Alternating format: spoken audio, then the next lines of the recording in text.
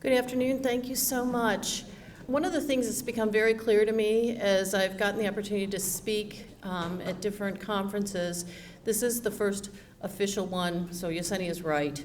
They haven't announced the coaches. There are 12 of us nationwide that are going to be working with 30 colleges. It's a pretty exciting project.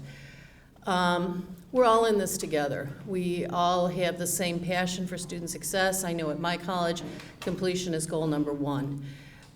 We all have to be advocates for our students. I am the product of a retired university professor and a dad who only went to high school, so I'm kind of like a mixed breed person. My son's girlfriend, however, her parents, one is an immigrant, her mom was born in this country but never had the opportunity to go to college. So I feel like I'm an advocate to make sure she gets through that hospitality program at FIU down in Miami. Navigating the whole system is so incredibly challenging. I am sure that our son, who is 24 and now graduated, he graduated in 4 years, but he would not have graduated if it had not been for two things. One was the threat if he didn't get through first year, he was going to come home and have lunch with me at community college every day. That was pretty effective. And the second one is having somebody who understands the higher ed process and understanding the programs and understanding the pitfalls. I know all of you in this room have people in your community who have reached out to you and said, can you help my son get back on track? Can you help my daughter? My neighbor doesn't know what to study. I have my little notebook with about 10 or 12 students that I follow regularly and check in with them. If all of us did that for 10 or 12 students, we'd probably raise the completion rate at our colleges. But some of us are more drawn to that. I'm very drawn to this career pathways work because I feel like it makes a lot of sense from an efficiency standpoint. I'm a taxpayer. I want to make sure that people are out there with jobs that they feel good about themselves and that they're confident and that they are able to do something meaningful for themselves and for the community. Career Pathways started at Broward College really on the career and technical side of the house.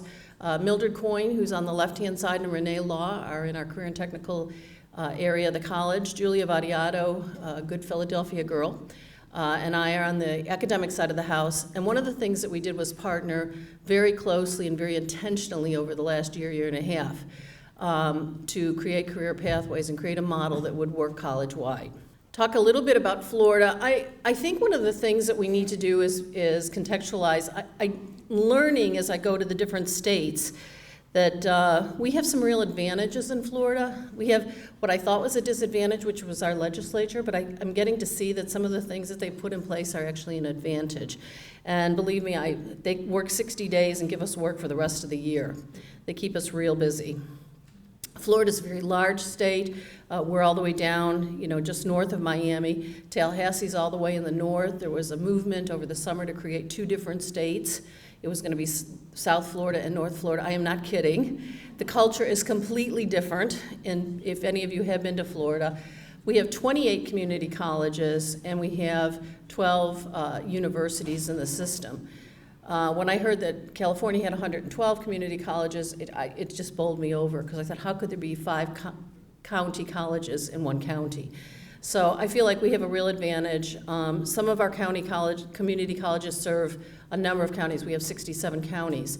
So there are rural areas that may serve 5 or 6 counties. Broward County is extremely densely populated, so we only have the one college. Some of the statewide considerations, and I think this is important to take into consideration, we have what's called SCANS, which is a state course common numbering system. This is absolutely brilliant. I don't know who put this in place. It was before I was here. But freshman composition 1, which is ENC 1101 in our system in all the community colleges, is coded with the same name and same prefix at the state level. So everything transfers seamlessly back and forth between the college and the university, among the community colleges. So I don't know what it would take, probably an act of God after listening to this talk this morning, but probably this is something that's a huge advantage for us. Some of the legislative changes in the last couple of years in Florida, we have core courses statewide for general education. The Florida Department of Education convened a group of faculty discipline experts in our 5 major areas to come up with the courses that would be accepted as part of the general education program for the first 15 credit hours. So ENC 1101, which is a course I just referenced, is accepted as the core course for general education for communication. Now, if you're doing an AA, you're going to need 9 credits in that area. But everybody has to offer and accept ENC 1101. So there are 3 credits in each one of the courses. What we did was also color code those general education courses so it was easier for students to recognize. And those students, if they take math, if they take statistics, it's accepted. We have a couple of courses that aren't offered at Broward, but if they are taken somewhere else, they will be accepted as a core course for general education purposes. We also have a state bill 1720, and this created a lot of chaos initially because what the senators and legislators said was any student who went to a Florida high school and graduated from a 4-year school after 2007 was completely ready for college level work. Completely ready, every single high school student. You can imagine that we just went and gasped because we know that a lot of those students were not ready. So what did we do about it? One of the things that we did do was put in place a number of measures to help students, either by contextualizing some of the core competencies in those courses. We did some combined courses with some of the outcomes from the developmental courses and compressed them. We have a reading and writing course in English, which helps students prepare. Students can take college level. They may not be ready for general education math, so they may opt into intermediate algebra, for example. We encourage students, when we look at their test scores, if they decide to test, to take a remedial or a preparatory course before they get in there, or at least use some of the other many measures we have. We developed a statewide MOOC. We have a lot of courses available through continuing education that will help students just get a leg up. So one of the things we're doing is paying attention to how well are those students doing. So when we're talking about career mapping and curriculum mapping, we have to look at not only part-time and full-time, but are the students exempt or non-exempt? So we have 4 different groups of students that we're looking at when we do career mapping. Another part of this bill was the meta majors, which were referred to earlier this morning. The legislature felt very strongly that students went in and looked at what Dr. Bailey said was a cafeteria-style approach, where you've got 137,000 different choices, and people are out there either completely paralyzed or just jumping from thing to thing to thing without really having any focus. The meta majors, and this was partially answering one of the questions that came up earlier, there are 8 meta majors, and what we did is group all of our career and technical programs into those meta majors. Then we looked at the AA, and I'll tell you how we did that so that it was contextualized as well. Some quick facts about Broward. We are an Aspen Prize finalist. We're located in Fort Lauderdale. If it was called Fort Lauderdale College, you'd all know where we are.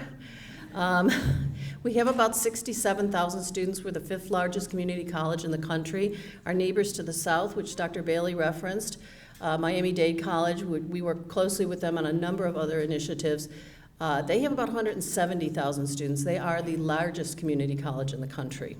So South Florida is a very densely populated area, and we have a great number of students in community colleges. We have 3 main campuses, we have a fully online campus, and we have 9 centers throughout Broward County. We also have 5 international centers where we work with the folks in these countries to maintain a complete Associate of Arts program so that students can earn an Associate of Arts through Broward College in these locations and then transfer to a university. So this has been, I've had the opportunity to lecture and work in Ecuador, and it's very exciting to see all of the work that's being done down there. Most of our AA transfer students choose 2 universities. Florida Atlantic University is located in Boca Raton, and Florida International University is located in Miami. We do not have a university home in Broward County. So students that live in the south of the county tend to go to Miami, down to FIU. That's where a lot of the Miami-Dade students also go, and students living in the north or central part of our county may go up to Florida Atlantic. We do have satellite campuses on a shared campus on our central campus with Florida Atlantic. We also have shared facilities with the University of Florida. We have one AA program.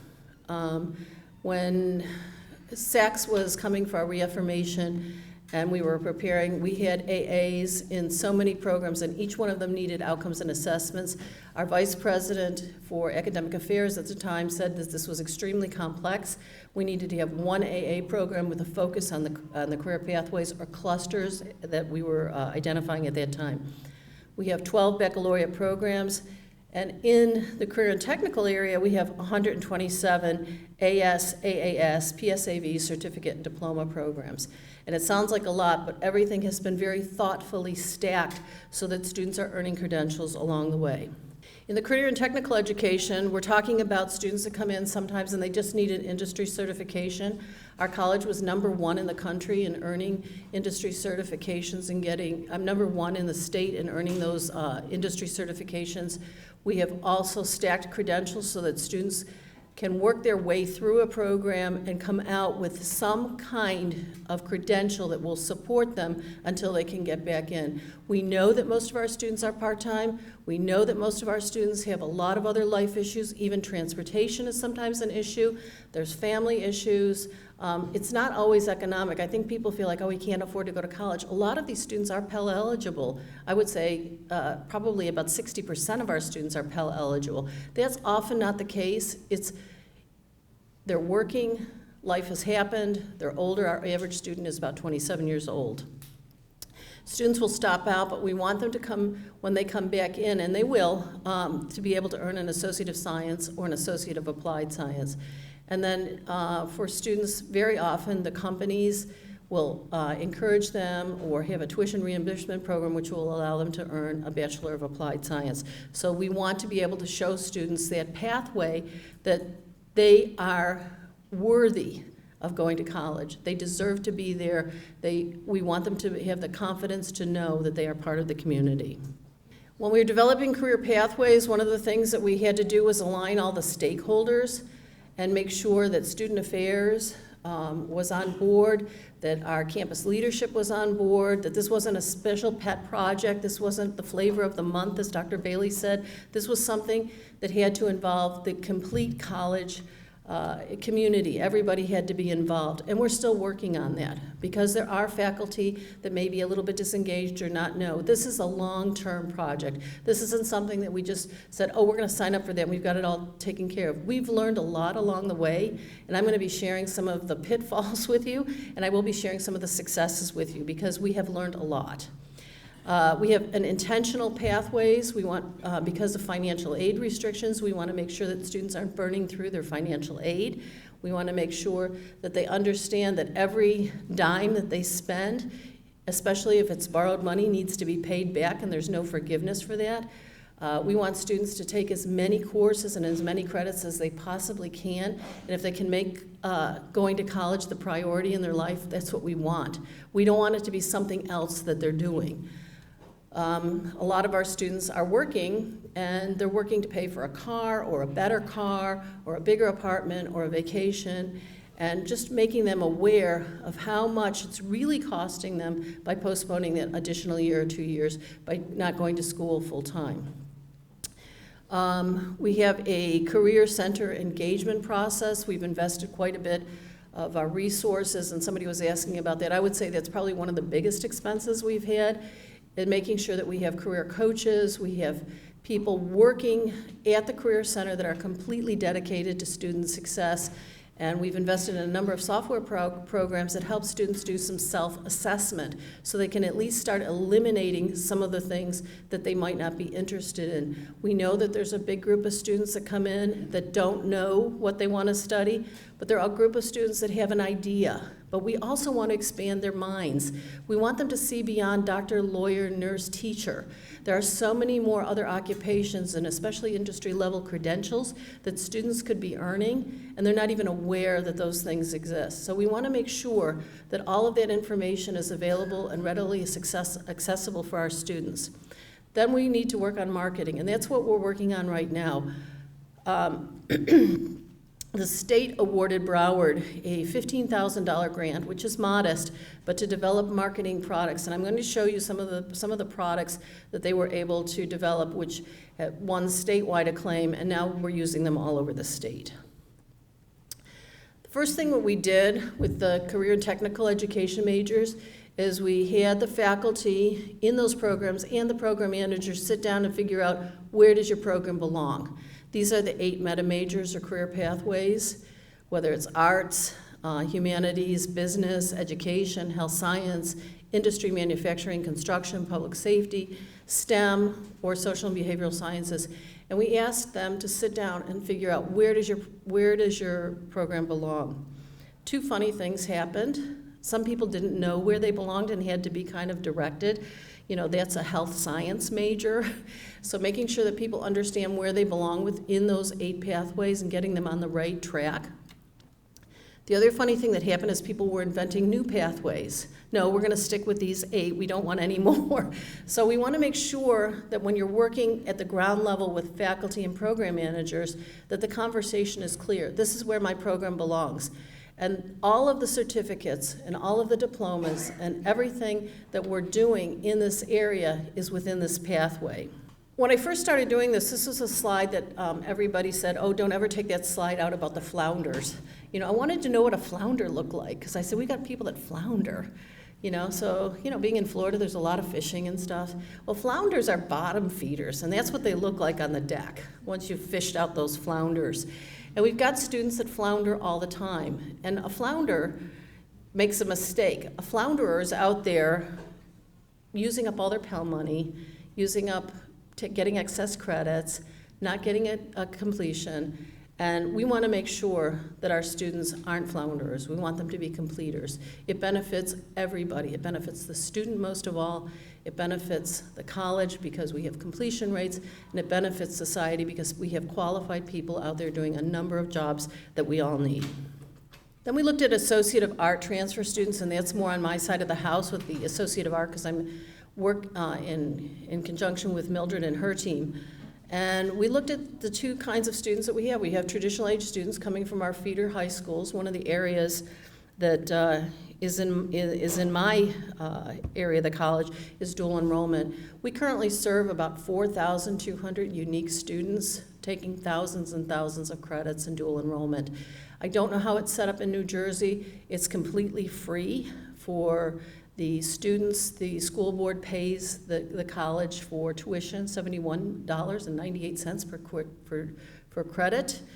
And students, if they are very diligent and work very hard, they can earn an AA before they even graduate from high school. They will graduate from high school and get their AA in the same month.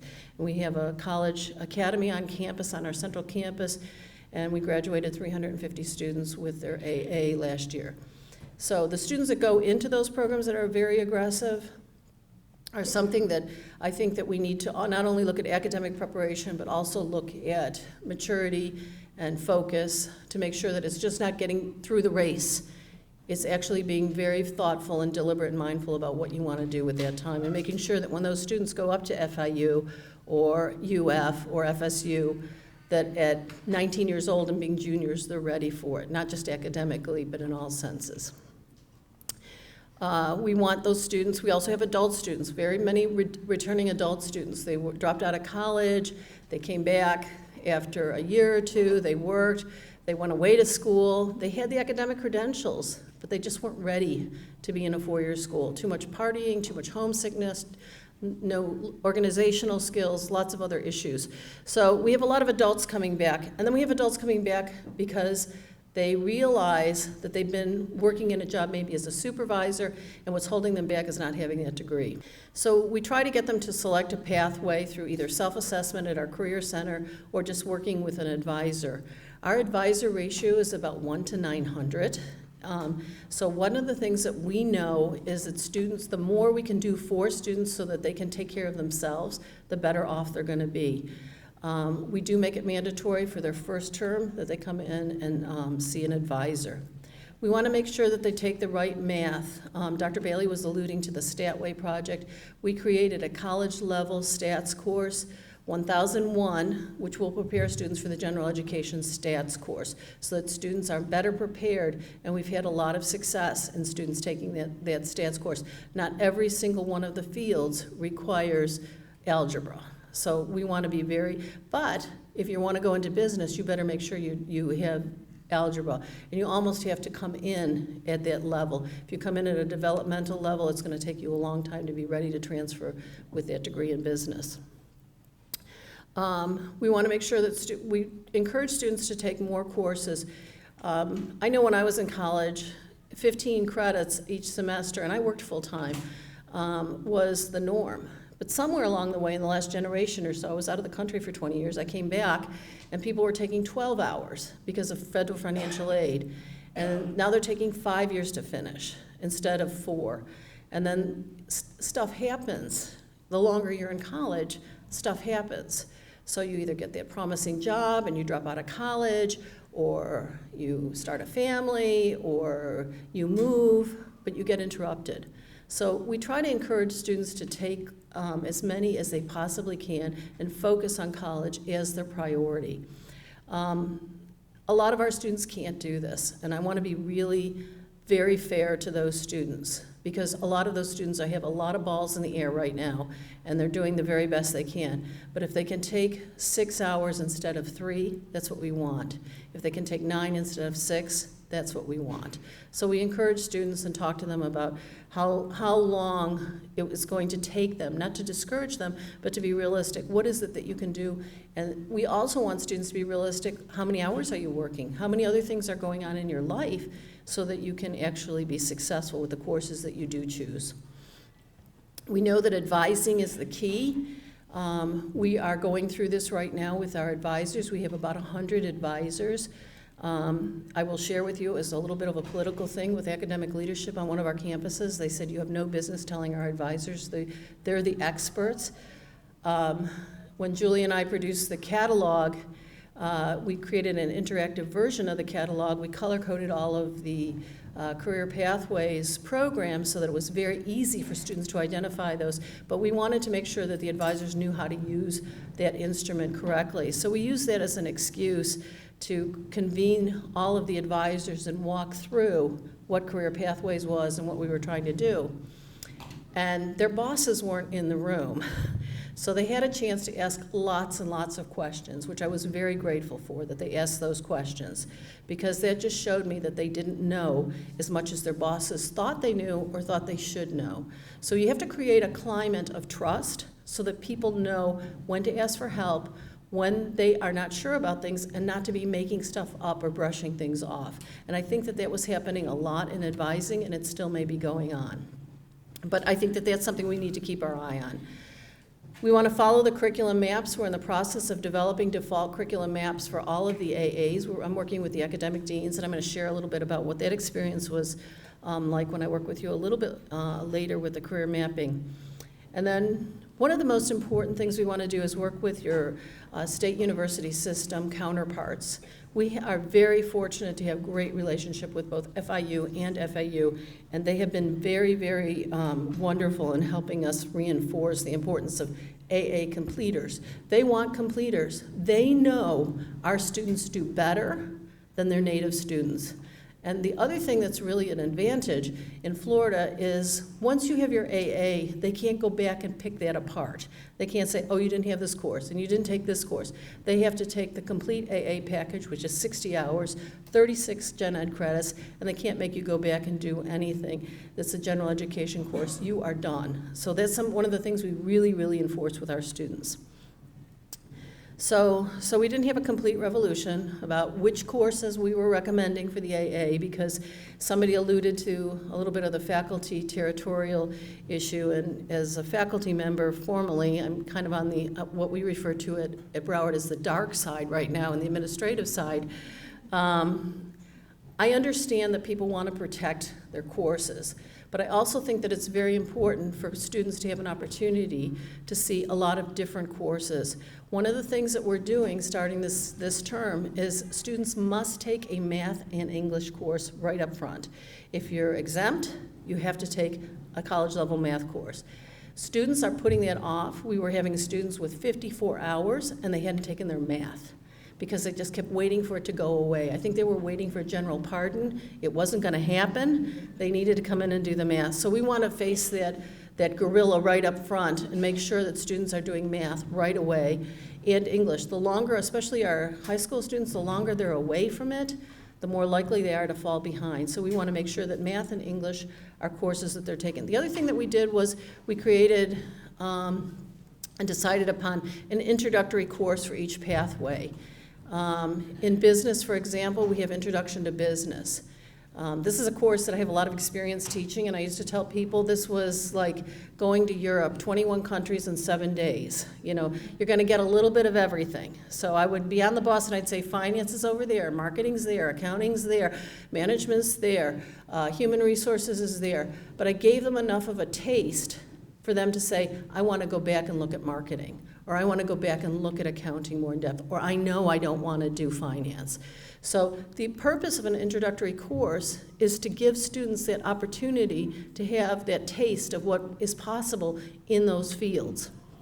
If you can bring in a speaker to talk to students, which I often tried to do, I think it also creates a very real situation for students so they don't have this pie in the eye kind of idea. I used to ask my intro to business students on the first day, why do you want to do this? Because I want to own my own business and be my own boss. And I said, do you realize it's 24/7? You know, you're going to be 365. It's your business. You're going to have to take care of it. And I would bring speakers in, and I would also ask students to go out into the community as a project and be paired with a small business owner. They had a structured project that they had to work on, and at the end of the semester, they came back and reported what they had learned. And one of the questions was, tell me something you didn't know before you did this course and did this project. And I didn't realize how expensive insurance was. I didn't realize anything about liability. I didn't know that I wouldn't be paid for a year or two until I could get my business off the ground. So those kinds of life experiences and tying those things into introductory courses from a faculty standpoint are incredibly important. What happens if they don't want to go into business? What happens with that course? It's an elective. It's still not going to put them in the excess credit column, and it's something that's going to be able to help them. We want them to take a core gen ed humanities, a core gen ed social science, and either speech or student life skills if they're taking up to 18 hours. But if they're taking 9 hours, you're going to be doing math, English, in the introductory course. The next semester, you're going to be doing the next. So it's set up that way. We're developing the exempt and non-exempt. The part-time, non-exempt students are our biggest challenge, and probably the greatest number of students. We're just beginning to identify who all of those players are. 80% of our AA students transfer. They choose either FAU or FIU, and this is state data. And it's really important to know where your students are going.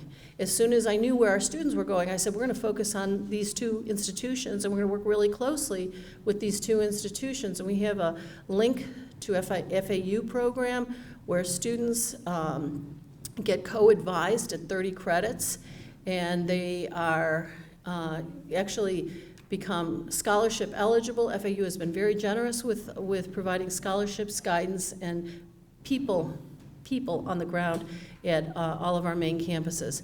FIU does something a little bit different, but I also think it's a really interesting approach. They admit students. They will give them a letter saying, we are going to accept you to FIU, but you must complete your AA at Broward. So they complete their AA at Broward, they get an FIU ID, they're entitled to participate in a lot of the extracurricular activities, but it is really encouraging for students, and it's a little bit of a face saver. I know that we're always working against that idea, oh, you're going to the community college, you know, instead of really understanding that you're being instructed usually by a lot more qualified faculty at those lower levels in smaller classrooms, and you're coming out a lot more prepared than a lot of the native students at the bigger universities. The most interesting that's happened within the last month is the person who's in my office who works in articulation with both of these groups has now said we want to share best practices. So what they want to do is work together. FAU and FIU, instead of seeing themselves as competitors, they want to say, what are some of the best practices that you do, and what are some of the best practices that you do, so that they can share some of those. FAU is considering accepting students right off the bat, like FIU does. I think that's fabulous. We work very closely with FAU's deferred list. They will send us a list. We will send a letter from our president encouraging students to register. We have a dedicated web page for transfer students and for students who were deferred or denied, and just say, come to Broward and here are some of the opportunities that are waiting for you. Okay, so we touched on self-advising a little bit this morning, and this is what happens with self-advising. We end up with lost, confused, unclear, perplexed, bewildered, disoriented dropouts. They end up dropping out. They end up not getting through. All students think because they're tech savvy that they can advise. I can go on the web and figure it out myself. I had a son that did that. So I said, you're wrong, but he's just one. You know, we have to create systems that support those students so that we don't have those other 900 students out there self-advising and wasting all of their money, whether it's Pell or student loans or whatever. So I prefer the yellow brick road, which keeps people, you can see where the grass is, you're stepping off the grass, you know, and on your mapping exercise, one of the questions is, what are you doing? How do students know when they're getting away from where they should be, when they're not on the program that they should be? Well, we have things built into our registration system now that's saying, this course is not part of your program and you're not eligible for financial aid. That gets their attention right away.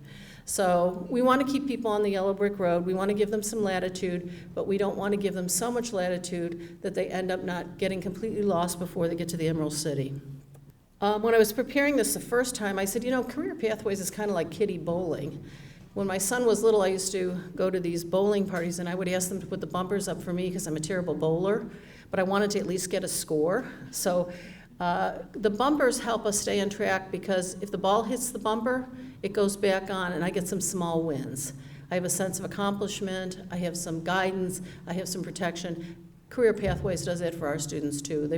They allow students to be able to have some of those small wins and develop the confidence and that sense of achievement that they need to be successful. This is the Broward College Octagon, and there's one more ring to this, and I'm going to go through some of these in particular in a second. If you look at each one of the rings, it's color-coded. And all of our programs, for example, in business, and I sent this to Yesenia so she can send you guys a copy of this. Our business is orange. So we look at the majors of study if people want to transfer, or if they want to do a career and technical program within business, they can do that. Everything in the catalog is color-coded, so that you always are staying on that same pathway. You're not floundering around looking for something. It's always, I gotta look for the light green, I gotta look for the dark green, I gotta look for the blue. It has been really an enormous help in helping students and advisors. So this will be in our catalog next year. In business, we have this little introductory blurb. You know, what's your passion? Are you a strategic thinker? It goes through a little assessment questionnaire there. Then it shows the bachelor's degrees. It shows the Associate of Science degree programs that are in that pathway. It shows all the certificate programs. It shows all the industry certifications. But what it really shows that's so important is what you're going to be doing when you get out of here. You know, what's your job going to be? What can you expect to earn? What's the job growth outlook in that field? And what do you need in order to be whatever you're choosing, whether it's a paralegal, food service manager, frontline manager, whatever. So the industry certifications are a real win-win, and we really try to encourage students to stay in the pathway. We are developing in the Associate of Science in business some of the automatic, which is called AutoGrad. Students will automatically receive a notification from the registrar's office saying, congratulations, you've completed these 12 hours on your way to your associates, but you've also earned this industry certification, or you've already got this stacked credential. So we want to make sure that students know that they have these small wins along the way and that everything is very well thought out. We also don't want students to sign up for a job where they're going to be earning $12 an hour and they've got thousands of dollars in student loan that they'll never pay. We're trying to connect those two dots when we do advising.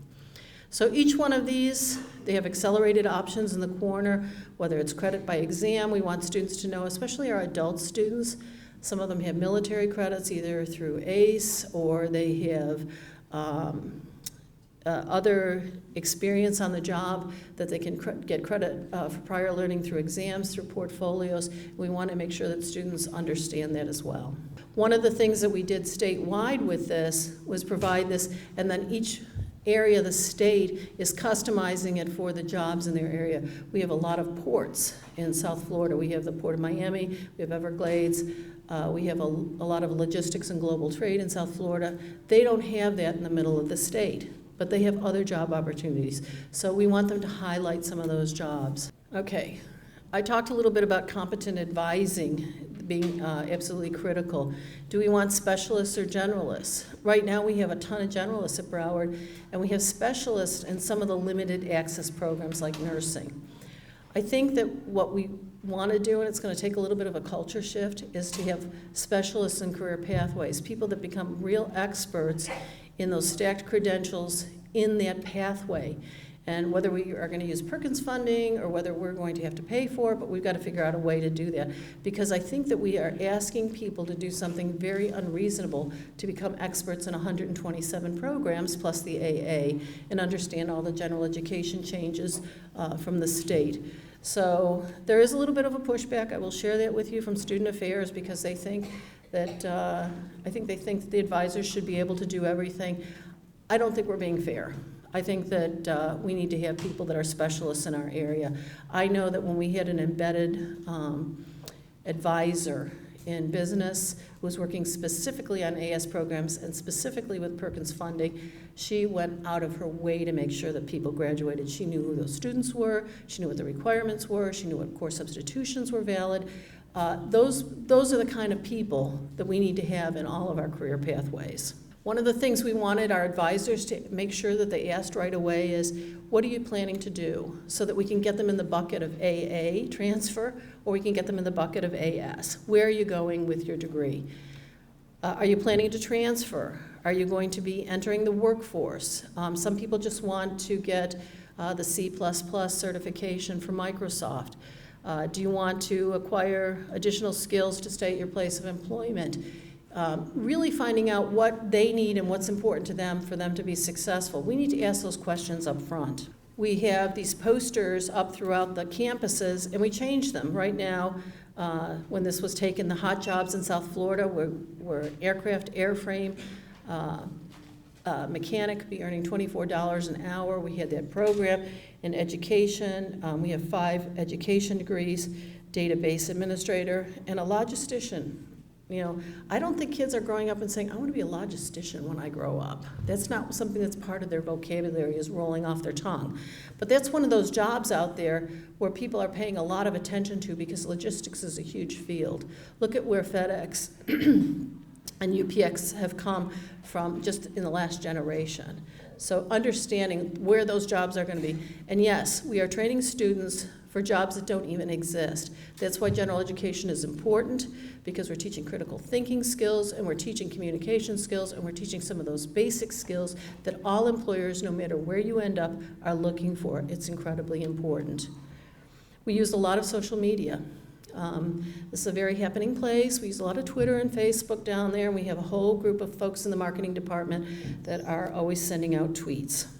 In our Career Center engagement area, we have Burning Glass and MC. I'm sure that you guys are familiar with both of these groups. Burning Glass provides real-time data. These are the jobs, this is where they're available, this is how much they're paying people, so that people can actually start linking something tangible and real to where they want to be going. Not like, well, when I get out of here, I think I want to work for FedEx, and I think that, no, this is what FedEx's needs right now, this is what the degree you need, this is how much they're paying, and making it real for people. The career coach specialists help people from the very start. We've got to get people to come into the Career Center in the first place, but come in and talk to our career coaches and just sit down and say, what do you think you want to do, or what are you sure you don't want to do? and have people start doing some of these assessments and start eliminating some possibilities, but leaving it open so that if they want to explore a meta major, they think they might want to go into business, do the Intro to Business course within that meta major. If it turns out that that isn't what you thought it was going to be, or it isn't something that you're as passionate about as you thought you were, that's okay. It's an elective and it's transferable to another pathway. But we want to do that early on. We don't want to do that when you're at hour 50 in your degree. So this is part of our advertising. You will see these all over the place in Florida, taking the next step in the right direction and making sure that people start to identify the names of the pathways with those different fields, what the median earnings are, and making sure that students understand that they can use the catalog to guide their choices. For the first year, this year, we have an interactive catalog. We were able to download our catalog to issue, which is ISSUU. If you're not familiar with that, you want to look at it. It's free, it's interactive, it has Google searchable terms on it, and we use that now with all the students. I have it on my phone. I found out from an advisor that if you have a Fred Flintstone phone, it doesn't work, but if you have a smartphone, probably version 4 or 5 or 6, you're probably fine. So we know that students are very engaged and tech savvy, and they want that information on their phone. We're working on a number of other initiatives. It's a long-term project, making sure that students know it's time to register. This is what's coming up, so that we're actually pushing out schedules and suggested courses over the next year or two. There's a lot of work to be done. We have a huge institution. We have a culture of Our culture is pretty dynamic, but we have a very mixed culture, and we want to make sure that everybody understands that they have a place at the table. This isn't about excluding advisors or faculty. Every single person makes a difference, and every one of us has to be an advocate for students. You know, when you're in the middle of it, sometimes some of the things that are more obvious, probably to me, are not obvious to somebody who might be seeing this for the first time. When we developed our catalog, one of the things that we did, besides color coding the different pathways, is we were very deliberate about creating the AA pages at the beginning of each catalog page. I'm going to give you our web page, and I want you to take a look at it in your free time or in your downtime later today or tomorrow or before you get your next major assignment. It's www.broward.edu/catalog.